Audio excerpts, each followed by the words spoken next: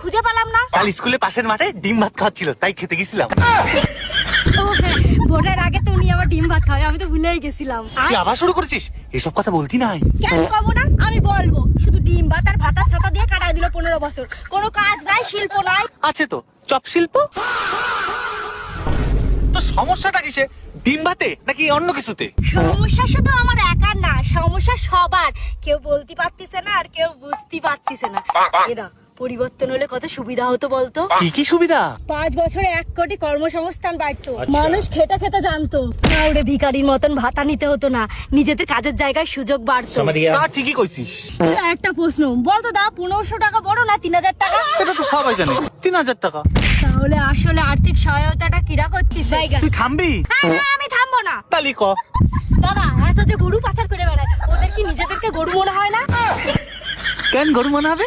গরু ছাড়া আবার কি? পয়সার লোভে যারা এত নিচে নামতে পারে তারা গরুই। গবাদি পশুর পাচারের বিরুদ্ধে কঠোর ব্যবস্থা নেওয়া ও জাতীয় নিরাপত্তা বজায় রাখতে হবে। তা নিরাপত্তাটা কে বজায় রাখবে? নতুন যে আসবে। বই পড় যা। বই পড়ে লাভ আছে? অযোগ্যরা ঘুষ দিয়ে চাকরি নিয়ে বসে থাকে, আর যোগ্য সরকারি কর্মচারীদের কথা ভাবার বেলায় লবণঙ্কা। পরিবর্তন হলেই 7ম পে কমিশন কার্যকর হবে, আর কর্মচারীদের সাথে পেনশনভোগীদের ডিএ নিশ্চিত করা হবে। সবাই তো আর চাকরি করে না। যারা গরিব মানুষ চাষবাস করে খায় তাদের আর কেউ দেখে না। তাই কে বলেছে ধান, আলু, আম চাষীদের জন্য ন্যায্য মূল্য নিশ্চিত করা হবে? বুনু, ইয়ে মানে এত ভালো কথা বলি, উনি কিন্তু তোর উপর রেগে যাবে না। রাগলেও আমি বলবো, কি করেছে মহিলাদের বোকা বানানো ছাড়া? এরা 1500 টাকার কত পাওয়ার বল?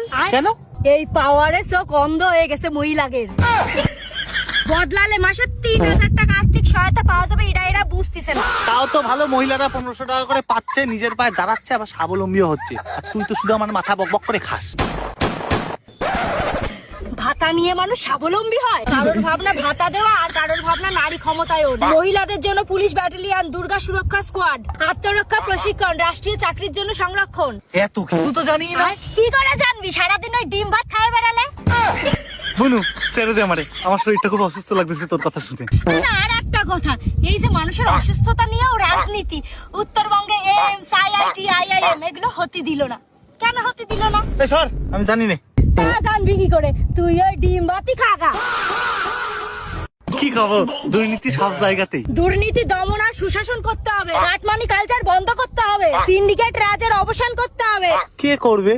পরিবর্তন হয়ে যে আসবে। বুনু, আমার একটু সাহায্য কর, তুই তোর বকবকানিটা একটু থামা। না দাদা, থামলে চলবে না। আয় আমরা সকলে মিলে একটু সাহায্য করি কর্মসংস্থান করতে। আয় আমরা সকলে